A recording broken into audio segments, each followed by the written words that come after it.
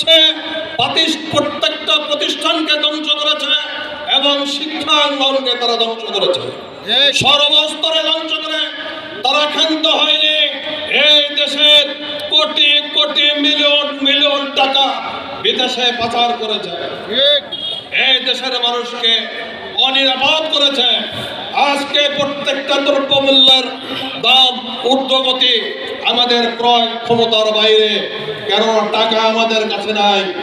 ওই সরকার প্রধান থেকে শুরু করে তাদের একজন ওয়ার্ডের নেতা পর্যন্ত লুটপাট করেছে। শুধু তাই নয়, তাদের এই লুটপাটের সাথে সঙ্গী করেছে পুলিশ বাহিনীকে, তারা সঙ্গী করেছে সিভিল প্রশাসনকে এবং রাষ্ট্রযন্ত্রের সকল ক্ষমতাধর ব্যক্তিদেরকে, করে প্রতিবাদী মানুষদেরকে আয়না ঘরে তারা আটক করে রেখেছে। ভীতি সৃষ্টি করে মানুষের অর্থ লুটপাট করা নিরাপদ করেছে। তারা সড়ক নিরাপদ করেনি, করে নিরাপদ করেছে তাদের দুর্নীতিকে করেছে।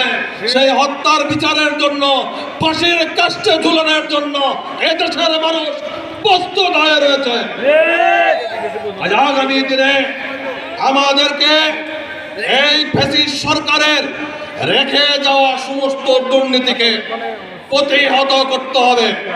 ওই গুটি কয়েক পলায়ন করেছে রাঘব বল তাদের চেলা চামন্ডারকে এই রন্ধে রন্ধে রেখে দিয়েছে, এদেরকে প্রতিহত করতে হবে এবং আগামী দিনে সুশাসন কায়েম করবার লক্ষ্যে ন্যায় ভিত্তিক সমাজ প্রতিষ্ঠায় যারা করবে, সেই সমস্ত লোককে জনগণকে ভোট দিয়ে নির্বাচিত করে এই গণতান্ত্রিক প্রক্রিয়াকে তারা সমন্বিত করবে এবং আপনাদের ভোটের মাধ্যমে দুর্নীতি দমন করবে।